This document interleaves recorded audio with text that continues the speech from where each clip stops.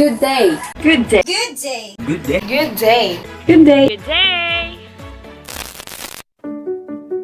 From our past discussions, we've discussed all about the structures of globalization. So one of those is the economic globalization. What is economic globalization?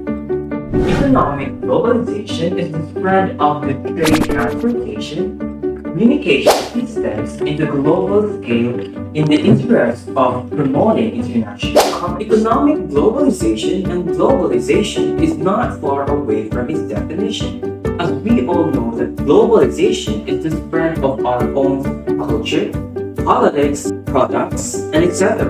And economic globalization is focusing on our economy.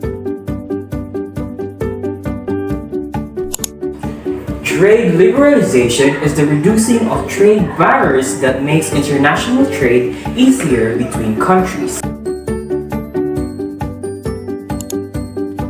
So protectionism is protecting one's economy from foreign competitions by creating trade barriers.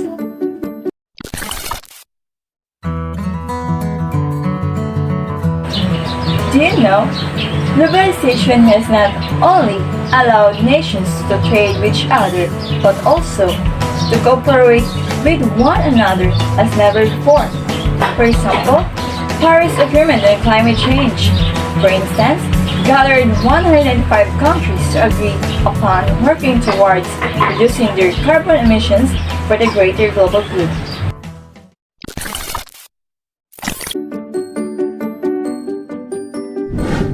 Globalization has impacted nearly every aspect of modern life. Most economists agree that globalization benefits individual economies around the world by improving market efficiency, increasing competition, reducing military conflicts, and spreading wealth more evenly. Some of the economic benefits of globalization includes foreign direct investment. Foreign direct investment, or FDI, is the category of cross-border investment in which investor resident in one economy establishes a lasting interest in and a significant degree of influence over enterprise resident of another economy. FDI is considered to be both an important indicator and a driving force of what is called economic globalization. By globalization, it eliminates or declines trade restriction, give a boost to technology transfer, and enhance the capital inflows by increasing the foreign investment. Economies of scale. In general, globalization decreases the cost of manufacturing. Globalization allows major organizations to achieve economies of scale that lower the costs and prices, resulting in increased economic growth. This means that companies can offer goods at a lower price to consumers. The average cost of goods is a key aspect that contributes to the increase in the standard of living. Cross-cultural exchange. Not all of globalization's good consequences are measured in billions or trillions of dollars. Ideas, food, music, media, and linguistic exchanges across cultures are equally valuable. People who travel around the world for work or for pleasure, and they sample new foods, listen to new music, read new books, become exposed to new media outlets, and communicate themselves using another language, gain a broader view on the world. Their newfound understanding aids in the development of greater empathy and admiration for the persons from diverse cultures. Do you know that economic globalization is a historical process driven by a dual forces of innovation and technology? In the most general sense, globalization refers to the increasing integration of the economy around the world. It happens due to the result of movement of goods, services, and capital across borders, in addition to the movement of people and knowledge across international. Hence, as technology and innovation makes progress, it will definitely leave impacts on economic globalization.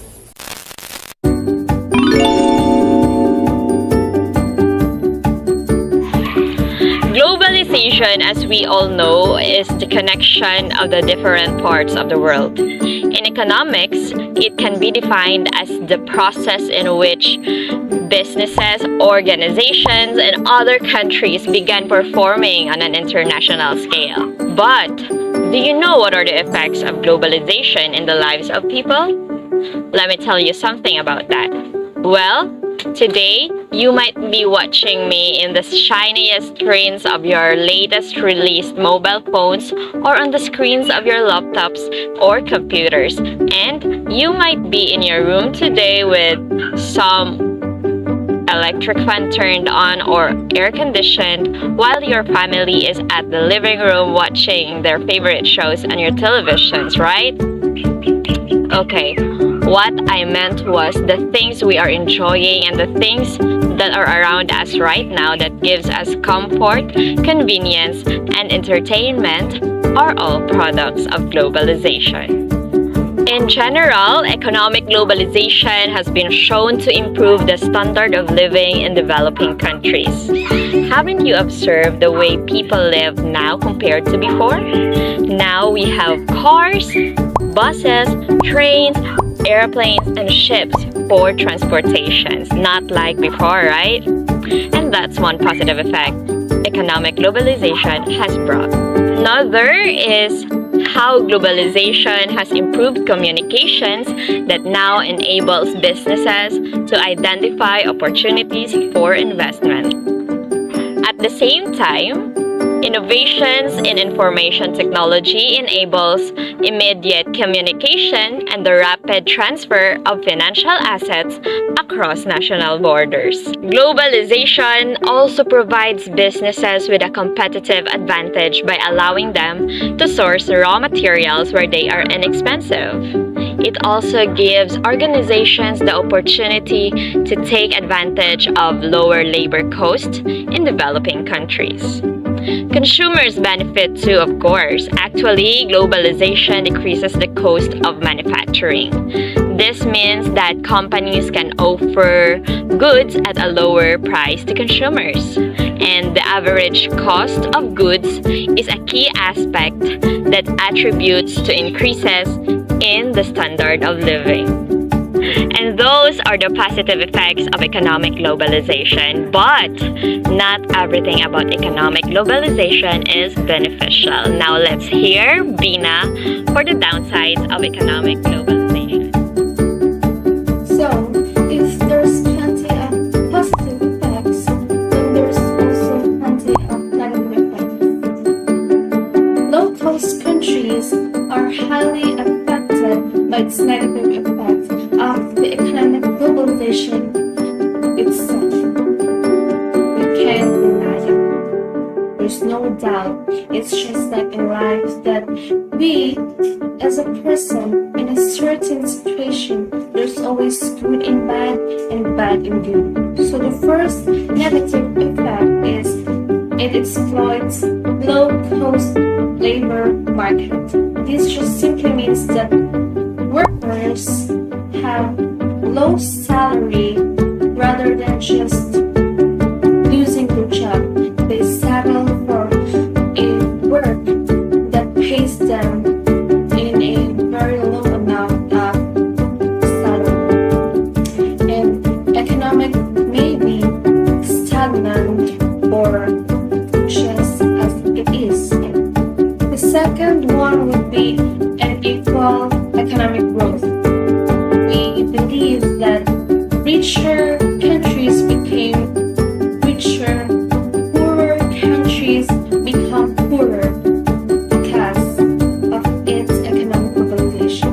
And richer countries often benefit than other countries. They develop, they become more powerful when it comes to economy, the rate, the wants that they always have, they have it more than that.